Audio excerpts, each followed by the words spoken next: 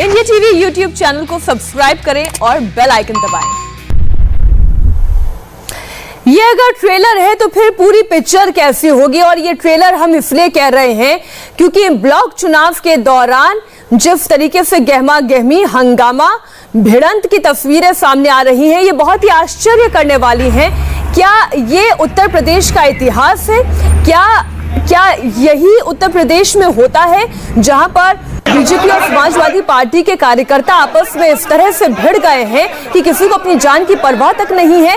ये एक अहम सवाल है। 3 मेहमान हमारे साथ जुड़े हुए हैं, हम इस पर उनसे चर्चा कर रहे हैं। लेकिन अंशु अवस्थी जी, मेरा सवाल तो कांग्रेस पार्टी से ये है कि विरोधी आप पर आरोप लगाते हैं, आपकी आलोचना करते हैं, ये कहते हुए कि आप कहाँ हैं चुनावों में? ना आप 3 में है ना 13 में है। अंशु जी।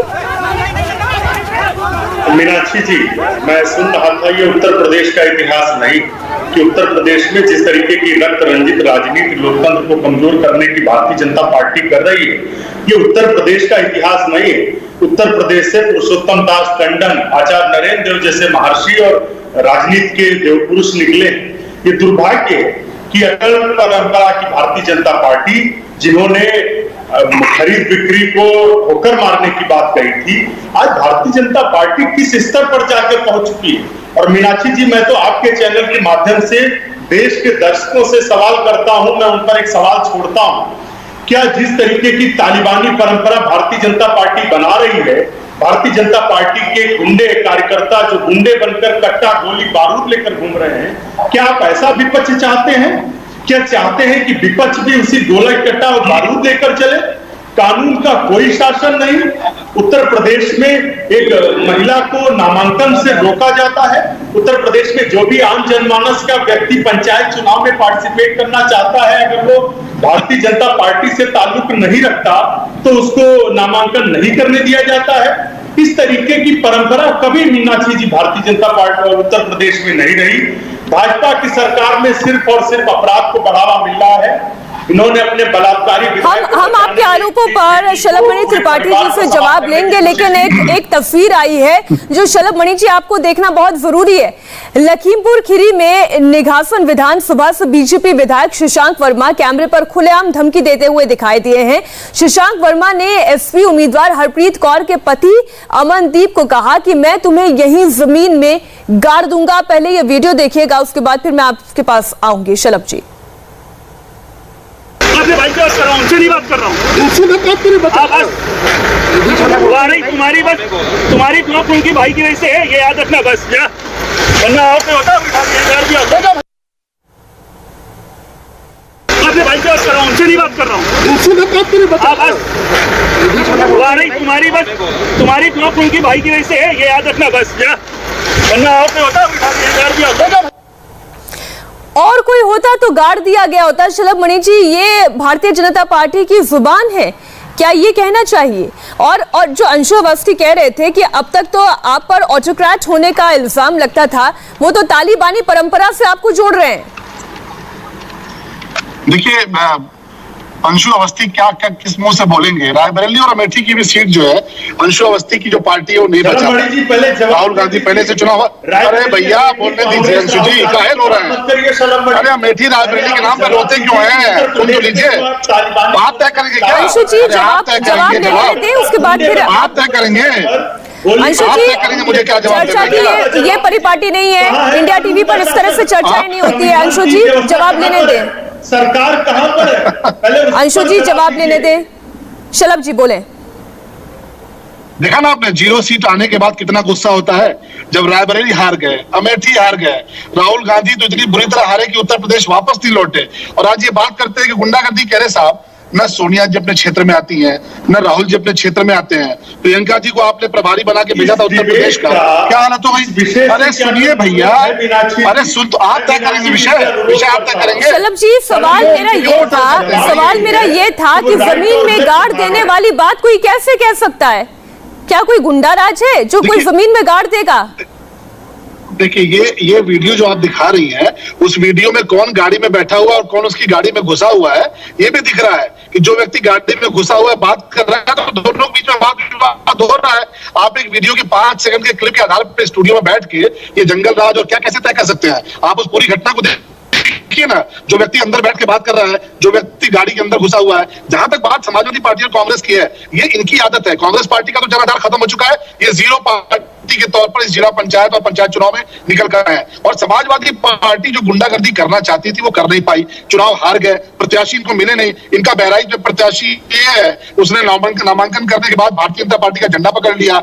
इनके तमाम जगहों पे जो समर्थक है, प्रस्तावक है, वो भाजपा का झंडा उठा लिए। तो आज जनता के बीच में, अपने काडर के बीच में क्या बताएंगे कि साहब चुनाव कैसे हारे? लोग पूछेंगे भाई चुनाव तुम्हारी हालत ऐसी क्यों हुई?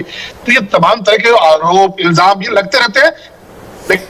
ठीक है राजकुमार जी, फिर इसमें जवाब देते। राजकुमार जी, दरअसल ये विचलित है समाजवादी पार्टी के नेता और कार्यकर्ता, उनके पांव तले जमीन खिसकती जा रही है और इसलिए ये हो रहा है। मैं तो मीनाक्षी जी सलमनी त्रिपाठी पत्रकार रहे हैं और मैं इन्हें बहुत भला आदमी समझता था, लेकिन आज मुझे पता चला कि बीजेपी में जाके कोई भला नहीं रहता है। जिस तरह से ये जितने मतलब बचाव कर रहे हैं गलत घटनाओं का, अपराध का, आश्चर्य होता है कि ऐसा सज्जन व्यक्ति जो है गुंडों का बचाव कर रहा है। लेकिन घटना इतनी हल्की नहीं है जितना ये हल्का करके पेश कर रहे हैं। देखिए, बहराइच में महिला बीडीसी का अपहरण करने के लिए बीजेपी प्रत्याशी के पति पहुंचे, उनके जेठ ने बीच बचाव किया तो बटों से पीट पीट के उसकी हत्या कर दी और बंदूक लहराते हुए गांव से निकल आए। लखीमपुर खीरी में जो महिला प्रत्याशी को, तो सभी वीडियो चल रहे हैं, उसकी साड़ी खींची गई, उसे नंगा करने का प्रयास किया गया और उसकी जो प्रस्तावक थी उसका भी अपहरण कर लिया गया। एटा में सपा प्रत्याशी के हाथ से पर्चा छीन के पुलिस के सामने फाड़ दिया गया, उसका पर्चा दाखिल नहीं करने दिया गया। श्रावस्ती में सपा प्रत्याशी को नामांकन नहीं करने दिया गया, उसको विरोध किया कार्यकर्ताओं ने तो पुलिस ने लाठीचार्ज कर दिया। सिद्धार्थनगर में बुजुर्ग विधानसभा अध्यक्ष, पूर्व अध्यक्ष माता प्रसाद पांडे जी के हाथ से पर्चा छीन के फाड़ दिया गया, उनके साथ मारपीट की गई, उनका कुर्ता फाड़ दिया गया।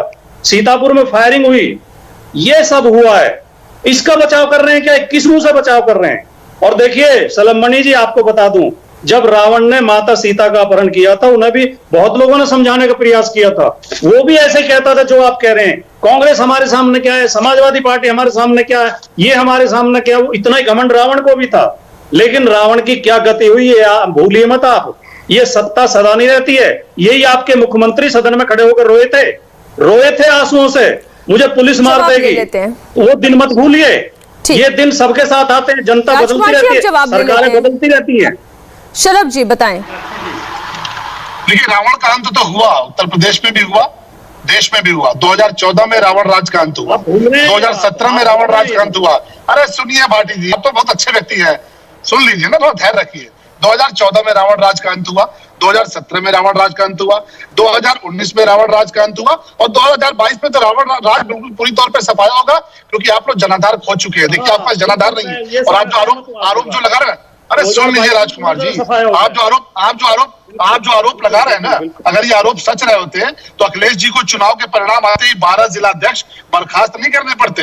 अगर गलती हमारी थी, गुंडागर्दी हमारी थी, तो आपने जिलाध्यक्षों को क्यों सजा दी भाई? आपने तो कारण बताओ नोटिस जारी किया है 40 जिलों के जिलाध्यक्षों को, जो मीडिया में आपने चिट्ठी दी है, तो आपके जिलाध्यक्ष चुनाव नहीं बचा पाए, आपके जिलाध्यक्ष कार्यकर्ता नहीं बचा पाए, आपके जिलाध्यक्ष प्रस्तावक और समर्थक नहीं बचा पाए। अब आप जो है मेरे ऊपर हमारे सुन लीजिए राजकुमार जी, मैंने आपको धैर्यपूर्वक सुना राजकुमार जी, मैंने आपको धैर्यपूर्वक सुना, निवेदन कर रहा हूँ, सुन लीजिए। क्या है ना कि आप जनाधार खो चुके हैं। आपने केवल एक जाति के लोगों को टिकट दी है, आपके 5 जिला पंचायत सदस्य आए। देखिए, मैं बहुत सम्मान करता हूँ, सामाजिक पृष्ठभूमि पे नहीं जाता हूँ, लेकिन आप 5 जिला पंचायत अध्यक्ष जो आपके चुनाव जीत के आए हैं, जरा कृपा करके मीनाक्षी जी को उनके नाम बता दीजिए। वो एक ही जात के ना निकले तो आप बता दीजिए। आज की तारीख में ओबीसी आपसे कट चुका है, क्योंकि जानता है केवल एक परिवार राज करेगा, एक प्राइवेट लिमिटेड पार्टी राज करेगी। आपकी पार्टी पे जो अध्यक्ष होगा, राष्ट्रीय अध्यक्ष होगा, वो एक पार्टी का होगा। तो आप सामाजिक समीकरण खो चुके हैं, जनाधार खो चुके हैं। गुंडा राज गूगल करो, गुंडा राज अगर याद करो तो समाजवादी पार्टी का नाम आता है। अब जब चुनाव हारते हैं तो ठीक है, हमारे ऊपर फोड़ते हैं साहब, कैसे हो गया। आप वही है ना जो ईवीएम पर सवाल उठाते थे, आपने ईवीएम पर सवाल उठाने वाली पार्टी तो आप ही है। तो आप ईवीएम पर विश्वास नहीं करते, आप कोर्ट पर विश्वास नहीं करते, आप चुनाव आयोग पर विश्वास नहीं करते, हम पर तो आप कतई नहीं करेंगे। शलभ जी, मेरा बस इतना कंसर्न है और मेरा इतना सवाल है कि ये जो हंगामा है, अगर वो भारतीय जनता पार्टी के कार्यकर्ता कहीं कर भी रहे हैं तो ये पार्टी की जिम्मेदारी है कि उनके ऊपर कार्रवाई की जाए। और अगर आप इस बात का दम भरते हैं कि आपके राज्य में राम राज आ रहा है तो वो राम राज धरती पर भी दिखना चाहिए, आपके प्रदेश में भी दिखना चाहिए। बहुत बहुत धन्यवाद शलभमणि त्रिपाठी जी, राजकुमार भाटी जी और साथ ही अंशु अवस्थी जी इस चर्चा में शामिल होने के लिए। और फिलहाल वक्त एक छोटे से ब्रेक का है और ब्रेक के बाद कुछ और अहम खबरें।